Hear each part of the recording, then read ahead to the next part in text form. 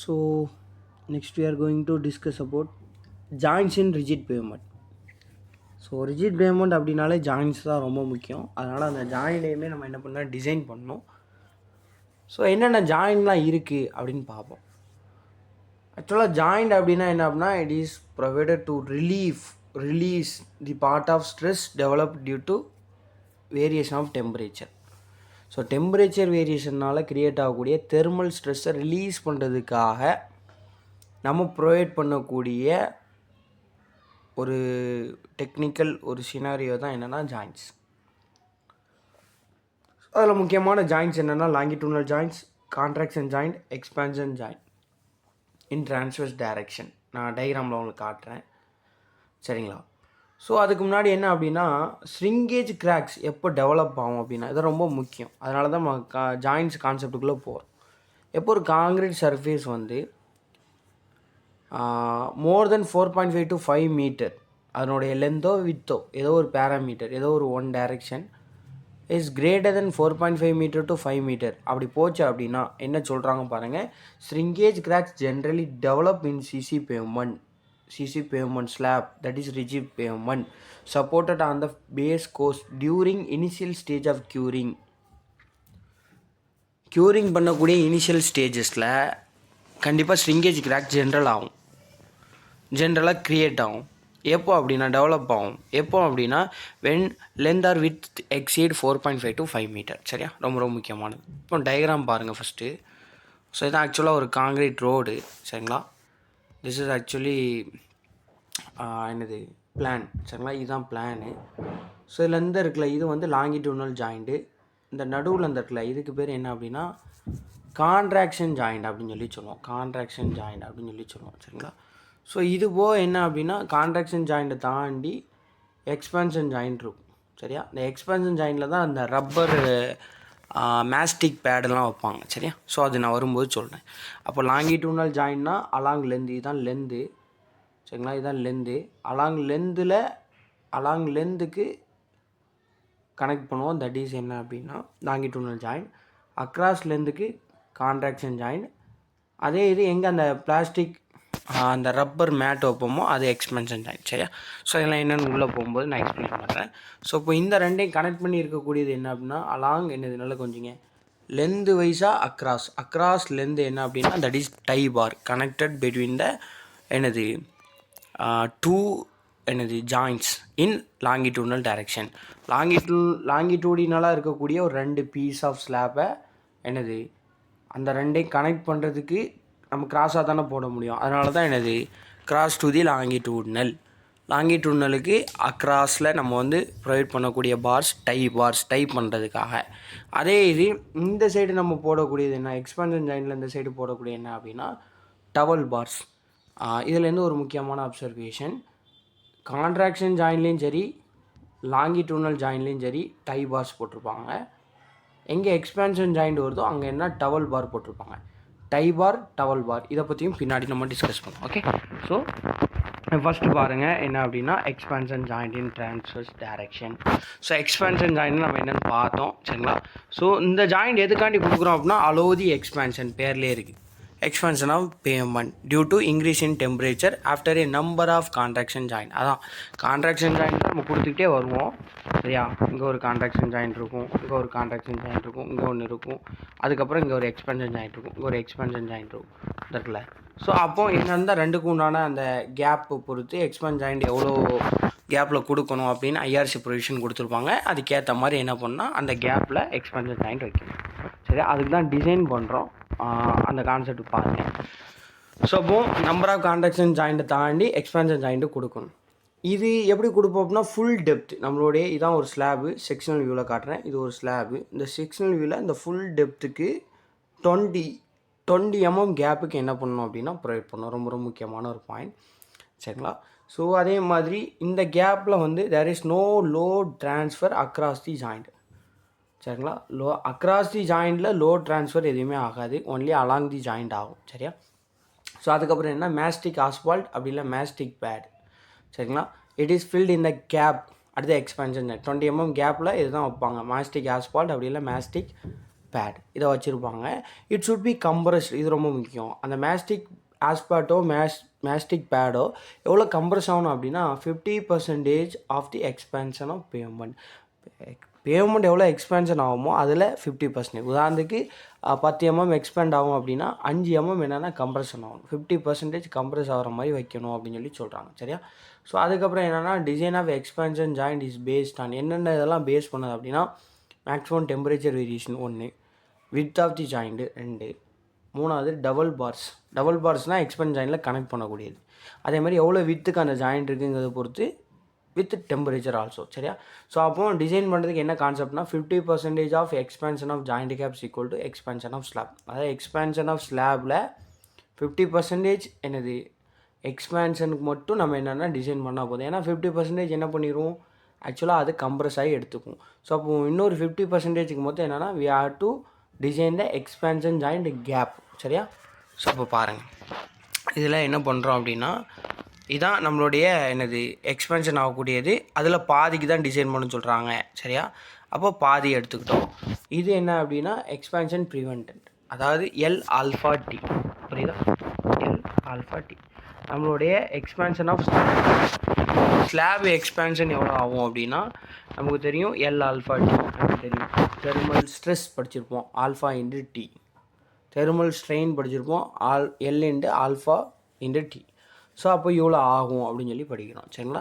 So நம்மளுடைய expand ஜாயிண்டோடைய அந்த deflection range எவ்வளோ ப்ரொவைட் பண்ணோம், 50% வந்து கம்ப்ரஸ் ஆகிற மாதிரி. அப்போது 50% நம்ம எடுத்துக்கிறோம். ஸோ அதனால் del/2. ஸோ அப்போ L = del/2 ரொம்ப ரொம்ப இம்பார்ட்டண்டான ஃபார்முலா. சரியா?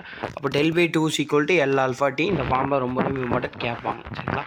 ஸோ டெல்லுனா gap at expansion joint. So expansion ஜாயிண்டில் வைக்கக்கூடிய கேப். சரியா? கேப் எவ்வளோ, ஆக்சுவலாக நமக்கு 50% கம்ப்ரெஷன் என்ன ஆகும் அப்படின்னா அது ஆகும்.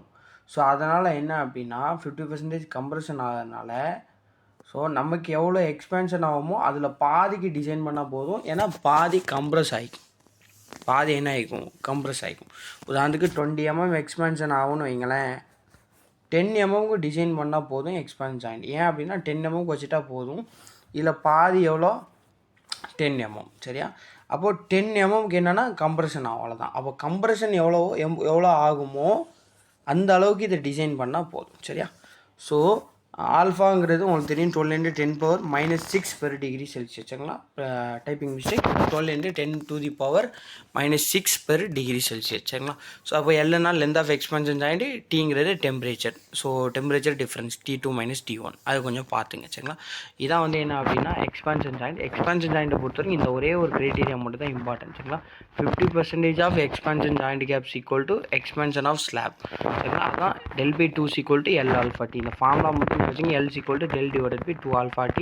இது எக்ஸாம் பாயிண்ட் ஆஃப் ரொம்ப ரொம்ப முக்கியம். சரிங்களா? ஸோ இது இம்பார்ட்டன்ட் பாயிண்ட் என்ன அப்படின்னா winter season is best for construction of rigid pavement. ஏன் அப்படின்னா டென்சைல் ஸ்ட்ரெஸ் டெவலப் ஆகுதா இல்லையா டியூ டு டெம்பரேச்சர் வேரியேஷன், அது வந்து ரொம்ப கம்மியாக இருக்கும். ஏன்னா விண்டரை பொறுத்த வரைக்கும் டெம்பரேச்சர் வேரியேஷன் ரொம்ப கம்மியாக இருக்கும். ஆனால் சம்மரில் அப்படி இல்லை, மதிய நேரத்தில் ரொம்ப ஹாட்டாக இருக்கும், நைட் டயத்தில் குறைஞ்சிரும், ரெண்டுக்கும் உண்டான டிஃப்ரென்ஸ் அதிகமாக இருக்கும். ஆனால் விண்டரில் காலையில் எப்படி இருக்குது, நைட் எப்படி இருக்கும் அப்படின்னு பார்த்தோம் அப்படின்னா ரெண்டுக்குமே பெரிய வேரியேஷன் இருக்காது. அதனால் winter season is best for construction of rigid pavement, ரொம்ப ரொம்ப முக்கியமானது. அப்புறம் ஐஆர்சி ஒரு ப்ரொவிஷன் சொல்கிறாங்க, சம்மர் டைமில் நீங்கள் ரோடு போடும்போது ரிஜிட் பேவ்மெண்ட் பண்ணும்போது ஃப்ளெக்சிபிள் பிரச்சனை இல்லை, ரிஜிட் பேவ்மெண்ட் சம்மர் டைமில் பண்ணுறீங்க அப்படின்னா டே டெம்பரேச்சர் இஃப் மோர் தென் 40 அப்படின்னா நீங்கள் டே டைமில் கன்ஸ்ட்ரக்ஷன் பண்ணக்கூடாது. In such cases construction during night is preferred. Night time நீங்கள் ரோடு போட்டுங்கன்னு சொல்லிடுவாங்க. சரியா? ஸோ அப்போ டெம்பரேச்சரை பேஸ் பண்ணி ஐஆர்சி ப்ரொவைட் பண்ணுறாங்க. 40 டிகிரி செல்சியஸ்க்கு மேலே போனால் ஐஆர்சி என்ன பண்ணுறாங்கன்னா IRC is stopping to construct the road pavement, rigid pavement in day time, only நைட்டில் பண்ணுங்க அப்படின்னு சொல்லி சொல்கிறாங்க. சரியா? ஸோ நெக்ஸ்ட் என்ன, contraction joint. So contraction joint எதுக்காண்டி ப்ரொவைட் பண்ணுறோம் அப்படின்னா ஸ்லாப் வந்து கான்ட்ராக்ஷன் ஆகுது டியூ டு ஸ்லாப் டெம்பரேச்சர். நல்லா கொஞ்சிங்க, ஸ்லாப் டெம்பரேச்சர் ஃபால் ஆகும்போது, ஸ்லாப் டெம்பரேச்சர் ரைஸ் ஆகும்போது எக்ஸ்பேண்ட் ஆகும், அதுக்கு எக்ஸ்பென்ஷன் ஜாயிண்ட்டு. ஸ்லாப் டெம்பரேச்சர் ஃபால் ஆகும்போது அந்த கான்ட்ராக்ஷனை ரெசிஸ்ட் பண்ணுறதுக்கு கான்ட்ராக்ஷன் ஜாயின் பண்ணணும். சரிங்களா? ஸோ ரொம்ப ரொம்ப முக்கியமானது. ஆனால் இந்த கான்ட்ராக்ஷன் வந்து எதனால் ரெசிஸ்ட் ஆகும் அப்படின்னா பை த சப்கிரேட் ஃப்ரிக்ஷன். கீழே எனது பேமெண்ட்டு கீழே சப்கிரேட் இருக்குது. அந்த சப்கிரேட் வந்து கான்ட்ராக்ஷனை என்ன பண்ணும் அப்படின்னா ரெசிஸ்ட் பண்ணும். சரிங்களா? ஸோ அதனால் இது என்ன சொல்கிறாங்க, இந்த கான்ட்ராக்ஷன் ஜாயிண்ட் வந்து மெயினாக எங்கே தேவை அப்படின்னா this is works only in water. சரிங்களா? எப்போ வந்து தண்ணி கலந்த நிலையில் அந்த என்னது ரோடு பேமெண்ட்டு ட்ரைனேஜோடு மீட் ஆகுமோ, இல்லை அதிகமாக வந்து அந்த ஏரியாவில் வந்து வாட்டர் சர்க்குலேஷன் இருக்குமோ, அந்த ஏரியாவில் கான்ட்ராக்ஷன் ஜாயிண்ட் கண்டிப்பாக கொடுக்கணுங்கிறாங்க. ஏன் அப்படின்னா சப்கிரேட் ஃப்ரிக்ஷன் ரொம்ப கம்மியாக போயிடும். அப்போ என்னென்னா கான்ட்ராக்ஷனை ரெசிஸ்ட் பண்ண முடியாது. அப்போ கான்ட்ராக்ஷனை வந்து நம்ம என்னது அந்த கேப்பில் கொஞ்சம் அலோவ் பண்ணுறதுக்கு ஒரு கேப் கொடுப்போம். That is contraction joint. சரியா? ஸோ இது பிளெயின் சிமெண்ட் காங்கிரீட் ஸ்லாப்னா, அதே மாதிரி ஆர்சிசி ஸ்லாப்னா ரெண்டுக்கும் டிஃப்ரென்ஸ் இருக்குது. ஸோ பிளெயின் சிமெண்ட்னா frictional resistance up to LC/2, அதாவது லென்த் ஆஃப் தி ஸ்லாப், அப்படி இல்லை எல்சிங்கிறத என்னது ஸ்பேசிங் ஆஃப் கான்ட்ராக்ஷன் ஜாயிண்ட்னு சொல்லிக்கலாம். ஏன்னா ஒரு ஸ்லாபோடைய இந்த பக்கமும் கான்ட்ராக்ஷன் ஜாயிண்ட், இந்த பக்கமும் கான்ட்ராக்ஷன் ஜாயிண்ட். அப்போ இதை லென்த் ஆஃப் ஸ்லாப்னு சொல்லிக்கலாம், அப்படி இல்லை ஸ்பேசிங் பிட்வீன் 2 கான்ட்ராக்ஷன் ஜாயிண்ட் அப்படின்னு சொல்லிக்கலாம். ஸோ அதுக்கு பாதி வரைக்கும் தான் எடுத்துக்கிறாங்க. ஆல்ரெடி நம்ம என்னது முன்னாடி பாட்டு வந்தோம். சரிங்களா? ஃப்ரிக்ஷனல் ஸ்ட்ரெஸ்ஸை பொறுத்த வரைக்கும் பாதி பேமெண்ட் எடுக்கிற மாதிரி இங்கே என்னென்னா லென்த்துக்கு பாதி தான் எடுக்கிறாங்க. இந்த ஸ்பேசிங்கில் எவ்வளவோ அதுக்கு பாதிக்கு தான் டிசைன் பண்ணுறாங்க. ஏன்னா பாதி இந்த பக்கம் போயிடும், பாதி இந்த பக்கம் போயிடும். அதனால் சரிங்களா? அப்போது இங்கே என்ன சொல்கிறாங்க அப்படின்னா காமா C சரிங்களா, காமா Z, அதாவது நம்மளோட யூனிட் வெயிட் ஆஃப் காங்கிரீட் வால்யூமில் லென்த்து பிரெத்து திக்னஸ். லென்த்து நம்ம படித்தோம், பாதி லென்த்து எடுத்துக்கிறோம். சரிங்களா? இண்டு நல்லா கொஞ்சங்க இண்டு நமக்கு என்ன போடுறோம் அப்படின்னா எஃப்ங்கிறது என்னது ஃப்ரிக்ஷனல் ஃபோர்ஸ். சரியா? Frictional force. சரிங்களா? இண்டு இங்கே பாருங்கள் என்னது SCHB. எஸ்சிங்கிறது என்ன அப்படின்னா காங்கிரீட்டோடைய என்னது tensional stress into area. So அப்போ இந்த ரெண்டையும் மல்டிப்ளை பண்ணுறோம்னா H கேன்சலு, B கேன்சலு, ரெண்டு கேன்சல் ஆயிருமா? ஸோ அப்போ இதுலேருந்து LC எனக்கு கிடச்சிடும். சரிங்களா? LC இஸ் ஈக்குவல் டு என்னதுன்னா spacing between contraction joint 2S divided by gamma CF. இந்த ஃபார்முலா மட்டும்தான் இம்பார்ட்டன்ட். நீங்கள் இந்த ரெண்டையும் ஈக்குவேட் பண்ணுறதுலாம் தெர் இஸ் நோ நீட். சரியா? ஸோ இப்போ இந்த ஃபார்முலா மட்டும் ரொம்ப ரொம்ப இம்பார்ட்டன்ட். இது ஆல்ரெடி நம்ம படித்தது தான். சரிங்களா? நான் capital F into small F, அதாவது கேபிட்டல் எஃப்னு சொல்கிறத விட இது என்னன்னு சொல்லுவோம், நார்மல் ஃபோர்ஸ்னு சொல்லுவோம். அப்போ W டிவைடட் பை 2 அப்படின்னு படித்தோமா? Wங்கிறது தான் என்னது யூனிட் வெயிட் இன்ட்டு வால்யூம். அப்போ டிவைடட் பை 2 வந்துச்சு. அந்த 2 தான் L/2 இங்கே போட்டுக்கிறோம், வேறு ஒன்றும் கிடையாது. சரி, அதாவது ஆஃப் பேமெண்ட்டுக்கு டிசைன் பண்ணிக்கிறோம். சரிங்களா? ஆஃப் பேமெண்ட் இந்த பக்கம், ஆஃப் பேமெண்ட் அந்த பக்கம். ஸோ அதே கான்செப்ட் தான் என்னது ஃப்ரிக்ஷனல் ரெசிஸ்டன்ஸில் படித்தா அதே கான்செப்ட் தான். இங்கே காங்கிரீட் வரனால காங்கிரீட் ஸ்ட்ரெஸ்ஸு. சரிங்களா? காங்கிரீட் ஸ்ட்ரெஸ்ஸு இன்ட்டு எனது ஏரியா போட்டோன்னா நமக்கு என்னது இங்கே அலோவபிள் டென்ஷன் எவ்வளோ வந்து டென்ஷன் அலோவ் பண்ணலாம் அப்படிங்கிறது கிடச்சிடும். அப்போ ஃப்ரிக்ஷனல் ரெசிஸ்டன்ஸ் எவ்வளோ இருக்குது, அலோவபிள் டென்ஷன் எவ்வளோ இருக்குது, இந்த ரெண்டையும் ஈக்குவேட் பண்ணி நம்ம என்னது ஸ்பேசிங் ஆஃப் கான்ட்ராக்ஷன் ஜாயிண்ட் கண்டுபிடிக்கும். LC is equal to 2SC divided by gamma C into F. சரியா? அப்போ அலோவபிள் டென்ஷன் ஸ்ட்ரெஸ் நமக்கு தெரியும் 0.7 √/FCK அப்படின்னு தெரியும். Cனா என்னது ஆக்சுவலாக இது gamma C. Okay, gamma C அப்படின்னா யூனிட் வெயிட் ஆஃப் காங்கிரீட்.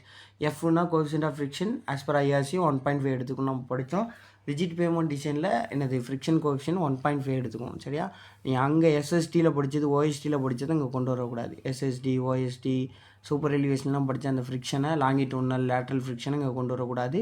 இது ரிஜிட் பேமெண்ட் டிசைனுக்கு உண்டான frictional coefficient that is 1.5. So LCங்கிறது நம்மளுக்கு தெரியும் ஸ்பேசிங் ஆஃப் கான்ட்ராக்ஷன் ஜாயிண்ட், Hனா ஸ்லாப் திக்னஸ், Bங்கிறது வித் ஆஃப் ஸ்லாப். ஸோ அப்போ spacing between contraction joints equal to 2S divided by gamma C into F. சரிங்களா? ஸோ இது கொஞ்சம் தெளிவாக படிச்சிங்க. ஸோ இதுக்கப்புறம் RCC அப்படின்னா ஒன்றுமே கிடையாது, அதோடு சேர்ந்து இதில் ஸ்டீல் ரீஇன்ஃபோர்ஸ்மெண்ட்டும் என்னென்னா ப்ரொவைட் பண்ணியிருப்போம்னு சொல்கிறாங்க. அப்போது அங்கே படித்த அதே கான்செப்ட் தான் பாருங்கள். Gamma C into volume divided by 2 into frictional coefficient equal to அங்கே என்ன படித்தோம் SC காங்கிரீட்டோடைய ஸ்ட்ரெஸ்ன்னு படித்தோமா? காங்கிரீட்டோடைய ஸ்ட்ரெஸ்ஸு இன்டு காங்கிரீட்டோடைய எனது கிராஸ் செக்ஷனல் ஏரியா. ஆனால் இங்கே பார்த்தீங்க அப்படின்னா SS ஸ்டீலோடைய ஸ்ட்ரெஸ்ஸு இன்டு ஸ்டீலோடைய ஏரியா. எப்படி? ஏன்னா இது RCC, அப்போ ஸ்டீல் தான் அங்கே லோடு கேரி பண்ணும். சரியா? அப்போது இங்கே ஃபார்முலாவில் அங்கே LBலாம் என்னது BHலாம் கேன்சல் ஆச்சு, இந்த பக்கம் உள்ள B இங்கே கேன்சல் ஆகாது. அப்போ இங்கே LCயை மட்டும் வச்சுட்டு மற்ற எல்லாத்தையும் அந்த பக்கம் கொண்டு போகிறோம். அப்போது நல்லா கொஞ்சிங்க 2S AS BH alpha CF. அப்போ இந்த ரெண்டு ஃபார்முலாவுக்கு என்ன வித்தியாசம் அப்படின்னா அங்கே என்ன இருந்துச்சு அப்படின்னா 2 இன்டு நல்லா கொஞ்சிங்க SCன்னு இருந்துச்சு டிவைடட் பை என்னது ஆல்ஃபா சி இன்ட்டு எஃப்னு வந்துச்சு. சரியா, இங்கே என்ன வருதுன்னா மேலே ஒரு ஏஎஸ்னால் ஏரியா ஆஃப் ஸ்டீல், கீழே ஒரு B into H cross sectional area of concrete, அவ்வளோதான். ஸோ அந்த ஃபார்முலாலேருந்து இந்த ஃபார்முலாவுக்கு சின்ன வேரியேஷன் தான். பிசிசினா 2SC இன்ட்டு காமா சிஎஃப். அதே இது ஆர்சிசி வந்துட்டு அப்படின்னா இந்த எஸ்சிங்கிறத எஸ்எஸ்ஸாக மாற்றிக்கிங்க, ஸ்டீலோடைய ஸ்ட்ரெஸ்ஸாக மாற்றிங்க, ஏஎஸ் டிவைடட் பை பிஹெச். சரியா, அவ்வளோதான் இந்த formula. If the steel reinforcement is used at a joint, maximum spacing between the joint is 4.5 meter. சரியா, அங்கே 4.5 to 5 மீட்டர் இருந்துச்சு. ஆனால் எப்போ ஸ்டீல் யூஸ் பண்ணுவோமோ நம்மளோட மேக்ஸிமம் ஸ்பேஸிங் 4.5 மீட்டர் தான் இருக்கணும் அப்படின்னு சொல்லி சொல்கிறாங்க. சரியா, இதான் நம்மளுடைய என்னது ஆக்சுவலாக கான்ட்ராக்ஷன் ஜாயிண்ட்டு எக்ஸ்பென்ஷன் ஜாயிண்டோடைய அந்த ஸ்பேஸிங் எவ்வளோ வைக்கணுங்கிறது. சரிங்களா, ஸோ எக்ஸ்பென்ஷன் ஜாயிண்ட்டை பொறுத்த வரைக்கும் ரொம்ப ரொம்ப முக்கியமானது L is equal to alpha divided by del divided by 2 alpha t, del divided by 2 alpha t. இது எக்ஸ்பென்ஷன் ஜாயிண்ட், ஸ்பேஸிங் பிட்வீன் எக்ஸ்பென்ஷன் ஜாயிண்ட்ஸ். அதே ஸ்பேஸிங் பிட்வீன் கான்ட்ராக்ஷன் ஜாயிண்டில் ரெண்டு கேஸ், ஒன்று பிசிசி இன்னொன்று ஆர்சிசி. பிசிசி பொறுத்த வரைக்கும் LC is equal to 2SC divided by gamma C into F. அதே RCC அப்படின்னா 2SSAS divided by BH gamma CF. இந்த 3 ஃபார்முலா தாங்க இம்பார்ட்டன்ட். சரியா, எக்ஸாம் பாயிண்ட் ஆஃப் வியூவில் இந்த 3 ஃபார்முலா தான் ரொம்ப ரொம்ப இம்பார்ட்டன்ட். இதை கொஞ்சம் ஞாபகம் வச்சுங்க. ஸோ அதுக்கப்புறம் என்னென்னா டிசைன் ஆஃப் டை பார்ஸுங்க எங்கே லாங்கிடியூனல் ஜாயிண்டில் ப்ரொவைட் பண்ணுறது. சரியா, அப்போ அதனால தான் சொல்கிறாங்க provided across the longitudinal joint at metre depth. Metre டெப்த்னால் என்ன, நம்மளுடைய ஸ்லாபோடைய டெப்த்து உதாரணத்துக்கு எவ்வளோ 200 mmனா 100 mmல கரெக்டாக போடணும், ரெண்டுக்கும் நடுவில் உள்ள டெப்த்தில். சரிங்களா, அதேமாதிரி ensures 2 adjacent slab of longitudinal joint remain firmly together. அதாவது இந்த டைபாருடைய மெயின் பர்பஸே என்ன அப்படின்னா, இது ஒரு லென்த் ஆஃப் ஸ்லாபு, இது ஒரு லென்த் ஆஃப் ஸ்லாபு, இந்த ரெண்டுக்கும் நடுவில் டைபார் போடுறோம் எதுக்குன்னா இந்த ரெண்டையும் ஃபேமிலி டுகெதராக பிடிச்சி வச்சுருக்கோம். சரியா, ஸோ அதேமாதிரி these are not a load transfer devices, இது லோடெலாம் ட்ரான்ஸ்ஃபர் பண்ணல. சரிங்களா, ஸோ இது வந்து டென்சைல் ஸ்ட்ரெஸ்ஸை மட்டும் என்னது bars are design to withstand tensile stress induce to friction at bottom. ஒரு ஸ்லாபோடைய பாட்டமில் ஃப்ரிக்ஷனல் ஸ்ட்ரெஸ் ஆக்ட் ஆகுது. ஸோ அப்போ அந்த ஃப்ரிக்ஷனல் ஸ்ட்ரெஸ்னால் வரக்கூடிய டென்ஷனல் ஸ்ட்ரெஸ்ஸை ரெசிஸ் பண்ணுறதுக்காண்டி மட்டும் பாரை டிசைன் பண்ணிக்கிறோம். மற்றபடி it is not a low transfer device, only frictional ஸ்ட்ரெஸ்ஸை மட்டும் கேரி பண்ணுறதுக்காண்டி டிசைன் பண்ணிக்கிறோம் அப்படின்னு சொல்லி சொல்கிறாங்க. அதனால் சொல்லுவாங்க த டை பார்ஸ் என்னது only designed for frictional stress to withstand tensile stress by the frictional effect. ஆனால் it is not designed to load transfer of vehicle. சரியா, ரொம்ப ரொம்ப முக்கியமானது. ஸோ கிராஸ் செக்ஷன் ஆஃப் டைபாருடைய கிராஸ் செக்ஷன் ஆக்சுவலாக அங்கே படித்த அதே ஃபார்முலா தான். அதே ஃபார்முலாவில் என்ன பண்ணுறோன்னா அங்கே L/2 போட்டோம்ல, ஸோ L/2 போட்டதில் ஓகே. ஸோ அங்கே என்ன அப்படின்னா L/2 போட்டோம்ல, இங்கே என்னென்னா ஓவரால் எல்லுக்கு 1ன்னு எடுத்துடணும். சரியா, அப்போ என்ன வரும் பிஹெச் இன்ட்டு என்னது நம்மளுடைய ஃப்ரிக்ஷனல் கோஎஃபிஷியன்ட் வரும், இன்ட்டு காமாசி வரும், ஏஎஸ் இன்ட்டு எஸ்எஸ்ங்கிறது என்ன ஸ்ட்ரெஸ் ஆஃப் ஸ்டீலு, இது ஏரியா ஆஃப் ஸ்டீல். ஸோ இப்போ அவ்வளோதான். L/2ன்னு வந்துச்சுல்ல, அந்த டேம் மொத்தம் 2வும் வராது எல்லும் வராது, ஏன்னா எல்லுக்கு பதிலாக 1 சப்ஸ்டிட் பண்ணுறோம். சரியா, அவ்வளோதான். 1 மீட்டர்லேருந்து கன்சிடர் பண்ணுறோம், ஏன்னா லென்த் அலாங் லென்த்து. இங்கே வந்து என்னது பாதி பேமெண்ட்டுக்கு டிசைன் பண்ணல, அலாங் லென்த்து பண்ணுறதுனால என்டையர் லென்த்துக்கு பண்ணணும். ஸோ 1 மீட்டருக்கு டிசைன் பண்ணலாம். எப்படி ஸ்லாப் நம்ம டிசைன் பண்ணுவோம்ல, ஸ்லாப் டிசைன் பண்ணும்போது 1 மீட்டர் லென்த்துக்கு டிசைன் பண்ணுவோம்ல, அதே கண்டிஷன். சரியா, ஸோ இப்போ ஃபார்முலா மொத்தம் தெளிவாக படிச்சிங்க. அஸ்யூமிங் சொல்கிறாங்க பாருங்கள், என்ன சொல்கிறாங்க, நம்மளுடைய அந்த டைபார் டிசைன் பண்ணும்போது நம்மளுடைய அலோவபிள் ஒர்க்கிங் ஸ்ட்ரெஸ் இன் ஸ்டீல் எவ்வளோ எடுக்குன்னா 1400 to 1750 kg/cm². அதே மாதிரி எவ்வளோ டயாமீட்டர் ஆஃப் ஹெச்ஓஎஸ்டி பார் எடுக்கணும் அப்படின்னா 8 to 15 mm. ஆக்சுவலாக ஜென்ரலாக நமக்கு 15 mm டயாமீட்டர் கிடையாது இன் current Indian market. So 8 mm steel இருக்குது, 10 mm இருக்குது, 12 mm இருக்குது, அதுக்கப்புறம் பார்த்தீங்கன்னா டேரெக்டாக 16 mm தான் இருக்குது. ஸோ 15 mm கிடையாது. But as per the provision நமக்கு என்னென்னா 8 to 15 mm எடுத்துக்கலாம்னு சொல்கிறாங்க. சரியா, ஸோ இதுக்கப்புறம் என்ன லென்த் ஆஃப் டைபார், அந்த டைபாருடைய லென்த் எவ்வளோ எடுக்கணும் புரியுதாண்ணா, ஏன்னா நம்ம டைபார் ப்ரொவைட் பண்ணுறோம், இந்த ப்ரொவைட் பண்ணுறோம். சரிங்களா, இதனுடைய லென்த்து எவ்வளோ எடுக்கணும் அப்படிங்கிறதே நம்ம சொல்கிறாங்க. ஆஸ் பர் ப்ரொவிஷன் என்ன அப்படின்னா the length of the tie bar is equal to சொல்கிறாங்க பாருங்கள், the tensile force developed in each tie bar. ஒரு டைபாரில் ஒரு பாரில் எவ்வளோ டென்சைல் ஃபோர்ஸ் டெவலப் ஆகும் அதை வந்து ஈக்குவல் பண்ணுறோம். எதுக்கு அப்படின்னா bond force developed on each embedded half length of tie bar. ஏன் அப்படின்னா ஏன் ஹாஃப் லென்த் எடுக்கிறோம் அப்படின்னா ஒரு பக்க சைடில் மட்டும் டிசைன் பண்ணிக்கிறோம். அப்போ ஒரு பக்க சைடில் ஆஃப் லென்த்து டோட்டல் லென்த்தில் ஆஃப் லென்த்து தான் ஒரு சைடு என்ன ஆகும் உள்ளே போயிருக்கும். அதேமாதிரி டென்சைல் ஃபோர்ஸும் ஒரு பக்கத்துலேருந்து நமக்கு என்ன ஆகும்னா எடுத்துக்கும். அப்போது டென்சைல் ஃபோர்ஸ் நல்லா கொஞ்சிங்க developed in each tie bar பை/4 d². என்னது cross sectional area into stress of steel. சரியா, ஸ்ட்ரெஸ் ஆஃப் ஸ்டீல். சரிங்களா, டென்சைல் ஃபோர்ஸ் டெவலப்மெண்ட் நமக்கு கிடச்சிட்டு. அதே பாண்டு ஃபோர்ஸ்னால் என்ன, இதுதான் நம்மளுடைய ரெயின்ஃபோர்ஸ்மெண்ட் வைங்களேன். பாண்டு ஃபோர்ஸ்னால் என்ன, பாண்டு ஃபோர்ஸுங்க காங்கிரீட்டோடு இந்த மாதிரி அட்டாச் ஆகிருக்கும். அப்போது அலாங் பெரிமீட்டர் இருக்குது. அப்போ πdl டிவைடட் பை 2. ஏன் டிவைடட் பை 2, லென்த்தில் பாதி. ஏன்னா பாதி அந்த பக்கம் போயிடும், பாதி இந்த பக்கம் வந்துடும். இன்டு எஸ்பிங்கிறது பாண்ட் ஸ்ட்ரெஸ். அப்போது ஸ்டீலோடைய actual stress into cross sectional area. சரியா, கிராஸ் செக்ஷனல் ஏரியா. ஏன்னா அது டென்சைல் ஃபோர்ஸ். இதான் எனக்கு ஸ்டீல்னு வைங்களேன். ஸ்டீலோடைய டென்சைல் ஃபோர்ஸுங்கிறது தான் என்ன அப்படின்னா என்னது இன்னும் ஈச் டைப் பார் எவ்வளோ டென்சைல் ஃபோர்ஸ் எனக்கு என்ன அது வருதுங்கிறது.